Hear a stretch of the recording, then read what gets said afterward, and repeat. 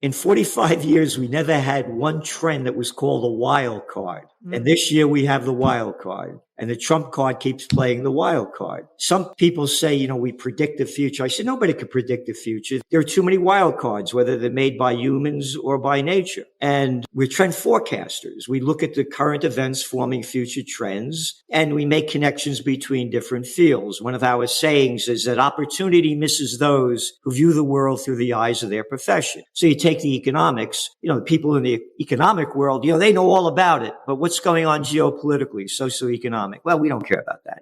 We only care about it when it hits the news. So going back to where it's going, it's a guessing game right now. And hey, when I get into office, I'm going to put 25% tariffs on Canada and Mexico. All right. I'm in office now. I'm going to wait till February 1st. Okay. February 1st. We'll have it. February 3rd. This is extremely serious. Gerald Celente is sounding the alarm louder than ever, and for good reason. Gold has just surged to new multi-month highs. Commercial real estate defaults are climbing, and the U.S. dollar is seeing its steepest drop since the 1970s. Celente calls 2025 a true wild card year, where unpredictable events, from trade wars to AI disruptions, are colliding at once. He says the next moves in interest rates, tariffs, and even geopolitics will shape whether the economy booms or breaks. If you think the last few years were volatile, Celente warns we haven't seen anything yet. Taking it. I'm going to give them another 60 days. I'll make up anything I want. April 2nd, Liberation Day. What happened a couple of days later when the markets are crashing? We're going to wait till July 9th to put those tariffs back on. What happened on July 8th? Well, we're going to wait till August 1st. I mean, you can't make this stuff up. So you don't know where it's going. And then you're looking at the inflation numbers, and what's coming out now is they're lower than what they expected. So here's the deal, and we're seeing it all the time. Trump is going to do everything he can to lower interest rates. And if anybody thinks that he can't do it, let's go back to December 2018. It was the worst Dow since the Great Depression, 1931. What happened? Trump forced Powell to lower interest rates. Powell lowered them in January 2019. The markets went up 22% that year. Trump is only interested in the equity markets and his reputation. He'll do everything to keep pumping it up. But then there's the realities going on, and they're not discussed. Oh, NVIDIA stock is skyrocketing. Oh, now they're selling the chips back to China. Oh, what happened in January? Oh, a company called DeepSeek that nobody ever heard of. Oh, we don't need $100 million to make this AI. We could do it $6 million. And we don't need those big chips. And why did now DeepSeek is the most used AI in the world? So we're looking at trends again. Trends are born, they grow, they mature, reach old age, and die. Where are the market's going? There's going to be a dot-com bust. And the reason being is that trend, the AI trend, was only born 3 years ago, 2022. It's still an infant. You don't invest all your money in the first development. And that's what happened back in 1999. We said there would be a dot-com bust by the second quarter of 2000. The internet revolution was just born several years earlier, and people were investing in all these new things that made no sense. Look at the numbers. Housing. Cost of a house has gone up over 50% since they launched the COVID war in 2020. Once upon a time, first-time home buyers, 40%. Now it's down to 28%. Rents are going up. They can't afford to buy a house. We're going back to the dot-com bust. They've overinvested in it. China is going to lead the world in AI. Again, we're political atheists. It's not what you like, what you want, what you wish for. It's what is. You just look at things the way they are. Going back to putting the trends together. Before Bill Clinton brought China into the World Trade Organization, which they officially came in 2 weeks after 9/11, in 2000, 10% of Chinese 18-year-olds went to college. Today, almost 70%. Young people are all high-tech AI addicted. So what we're saying is there's going to be a dot-com bust. The markets are overvalued. Look what's going on now. The banks and the hedge funds, you saw with BlackRock numbers that just came out. They're not doing what they thought they were going to do. And it's going to come down. It's artificially propped up. There's no relationship to Wall Street to Main Street. It does not exist. Another thing that no one's talking about. Remember when the COVID was going on? Don't come to work, stay home. Your office vacancy rate in the 10 largest cities in America is around 20%. Before COVID, it was around 11%. There's going to be defaults on loans in office buildings. The leases are now coming up. That was 5 years ago. and they can't pay the loans. Let's go back to 2023. 3 banks went bust: Signature, Silicon Valley, and First Republic. Look what happened to the markets. Poop, markets go down, gold goes way up. Take a look at Germany, the 3rd largest economy in the world. They've been in recession for 2 years, going on to their 3rd. Oh, and now they're borrowing $1 trillion to build up their military and the infrastructure, all right? It's one country after another. It was artificially propped up with trillions of dollars to fight the COVID war. I thought everything would crash when they locked down everything. I didn't know they pump in trillions of dollars, bring interest rates down to 0. I mean, you can't make this stuff up. I thought things would crash again in 2012. I took out the domain name, the Panic of '08 in 2007. I called it 1987 stock market crash. I was totally wrong in 2012. They didn't teach me about a thing called quantitative easing in economics 101 at graduate school. They're going to make up anything they can to prop this up.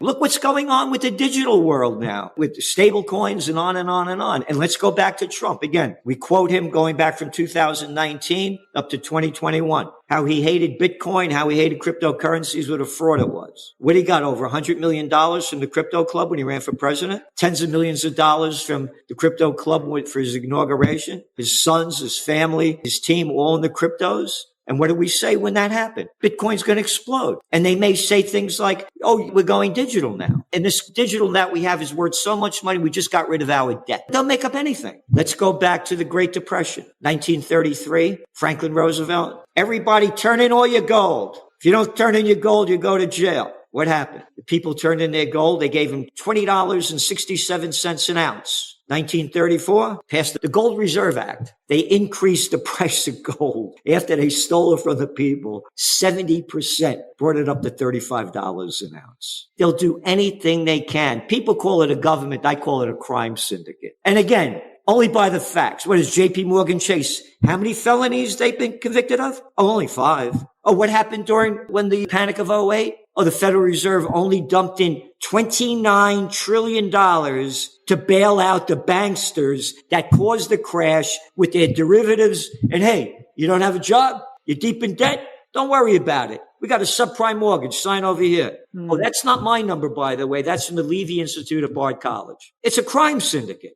Let's look at the BRICS and how much of the world has had enough of the United States economic and geopolitical hegemony. There's going to be a death of a dollar. And again, going back to the wild card, the lower interest rates go, the deeper the dollar falls. And look at the dollar this year is down 10.7% since the beginning of the year. The worst decline since 1973. What happened in 1973? Oh, there was the Yom Kippur War and the Arab nations cut off. Remember, they had the oil embargo. The price of a barrel of Brent crude quadrupled. Celente explains that this is the most unpredictable period he's seen in over 45 years of trend forecasting. Unlike typical cycles, today's wild cards are stacking up.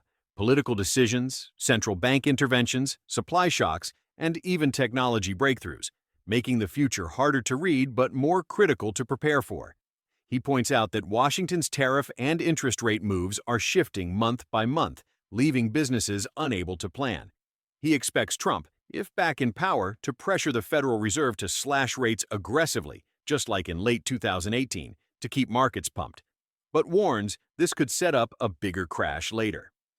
One of Celente's boldest predictions is a coming dot bust in artificial intelligence. He compares today's hype to the dot-com bubble of 2000, with billions being thrown into projects still in their infancy. Meanwhile, housing affordability continues to collapse. First-time buyers are down sharply, and rents keep hitting records. In major cities, office vacancy rates hover around 20%, setting up what he calls a commercial real estate time bomb, as loans written 5 years ago come due in a much tougher market. Celente ties all of this to the widening gap between Wall Street and Main Street, where equity markets are still propped up by cheap money while everyday Americans struggle with rising costs. He also connects the dots globally. China, despite its post-lockdown slowdown, is still leading in AI adoption and exports, while BRICS nations are accelerating moves away from the US dollar. With the dollar already down over 10% this year, its worst annual performance since 1973, Celente says we are witnessing the early stages of the dollar's dethroning as the world's reserve currency. Add to that new tariffs on Russia and Brazil, rising commodity prices, and intensifying global tensions. And his conclusion is clear.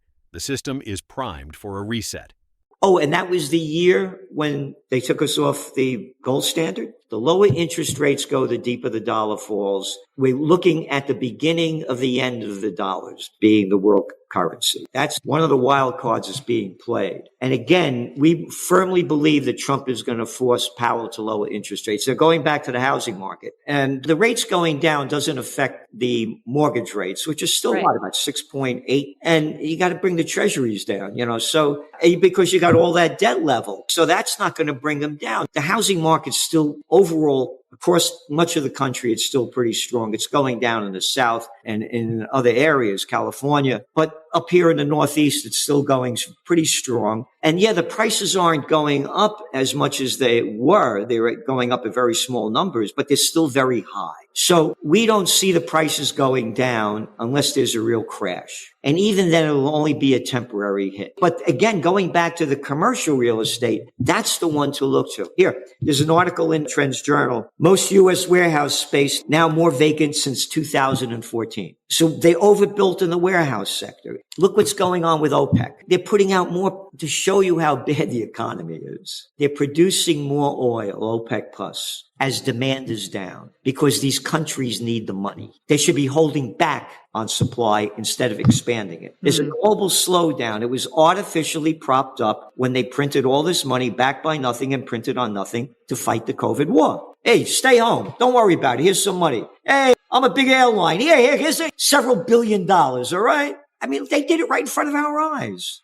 We used to say that the 20th century was the American century, but the 21st century would be the Chinese century. You know why? Because the business of America is war and the business of China is business. That changed. Go back to January 2020. China launches the COVID war on their Chinese Lunar New Year, the year of the rat. They locked down the country for 3 years with zero COVID policy. Again, you have to put the trends together. I mentioned before they got into the World Trade Organization. You look at China's GDP, it was like this. They get into the World Trade Organization, skyrockets, and the companies from the West went over there and started manufacturing and gave them all the manufacturing and high tech and heavy industry they never had. With every boom, there's a bust.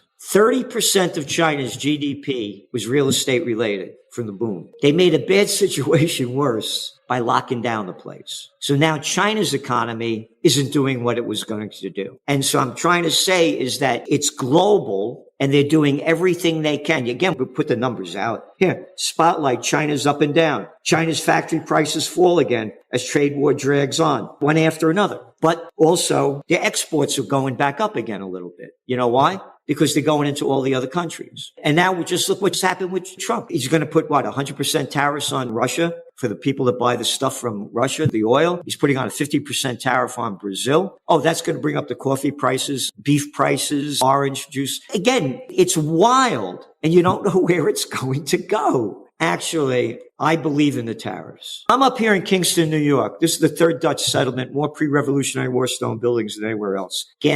Shirt factories used to be here. It was a middle class. Again, you only look at the facts. Look what happened when Bill Clinton brought China into the NAFTA. Look at all the jobs that left. Hey, go down in Mexico. You're going to get cheap labor down there. You make a lot more money. And it gets paid off. He gets $300,000 an hour from Goldman Sachs to BS, on and on and on. They're multi-millionaires, little clown boy from Arkansas. And now look at the dough they have. Again, the money that they get for doing what they've done. Brought China into the World Trade Organization. China's was crap. Look at China now. Oh, the world leader in electric cars? When all the Western companies went over there and gave them all the high tech and heavy industry they never had before? Yeah, I believe in the tariffs. You want a job at Walmart? Now, maybe you get a job at Target. I think I'll work at Home Depot. Oh, remember? I think we're old enough to remember when there were things called hardware stores, stationary stores, drug stores. Now they're all chains. No, the bigs have taken over everything.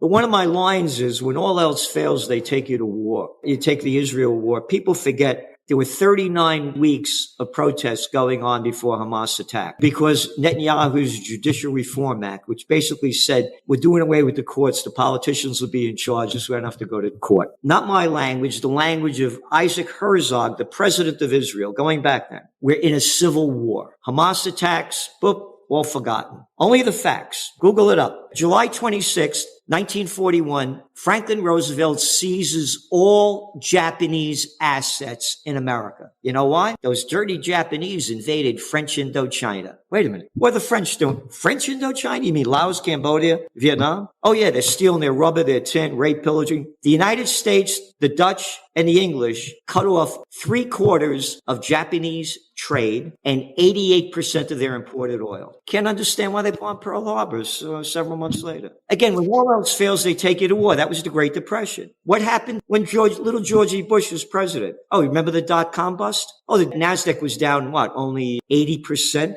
And what happened? 9/11. But all forgotten. So again, when all else fails, they take you to war. Again, we only write the facts. France, one country after another, Germany, I mentioned, they're all building up their military. And that's my greatest concern. Celente's message is simple. The world is at an inflection point, and waiting passively could be the most dangerous choice of all. What do you think? Are we heading for a market rally before the crash, or straight into the next big bust? Is the dollar's decline just beginning? And could gold hit new record highs as investors scramble for safety? Drop your thoughts in the comments. We read every one.